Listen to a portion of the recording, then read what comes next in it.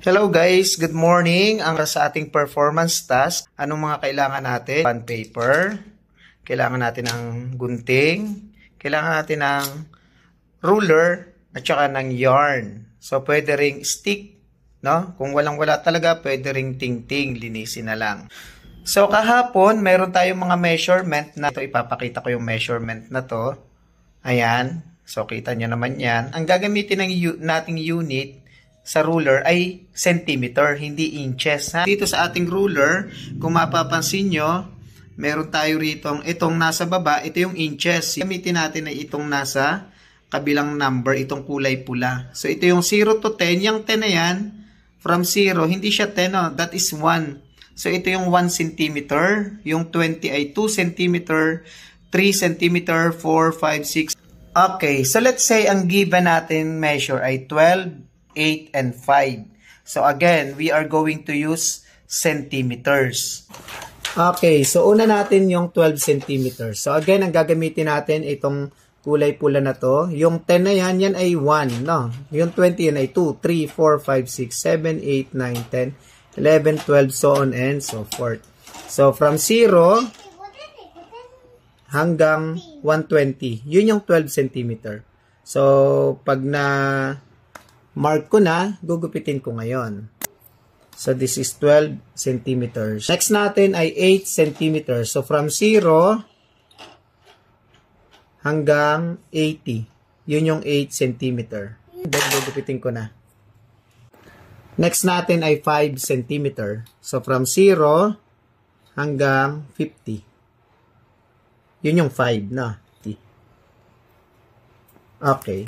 So, ito na yung ating 12 centimeter, 8 centimeter, and 5 centimeter angle. So, una nating ididikit ay yung 12 centimeter. So, munang 12, dikit mo yung dulo.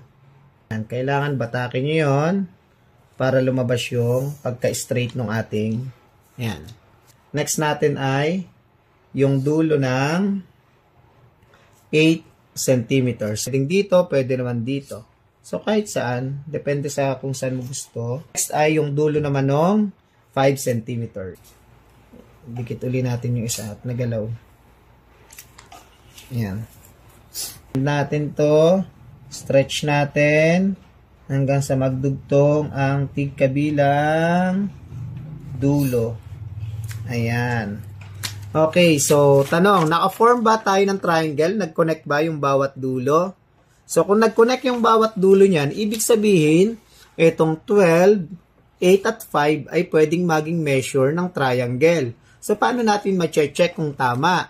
Gagamitin natin, baba mo, ang Triangle Inequality Theorem number 3, kung saan ang sum ng dalawang side must be greater than the third side. Kailangan tama yon. Muna natin yung 12 tsaka 8. So, 12 plus 8 must be greater than yung third side, which is 5. Then, solve natin. 12 plus 8, 20 greater than 5. Tama ba na ang 20 ay mas mataas sa 5? Yes. So, tama yung una nating combination. Gamit ang Triangle Inequality Theorem number 3. Ang next naman natin yung 8 at saka 5.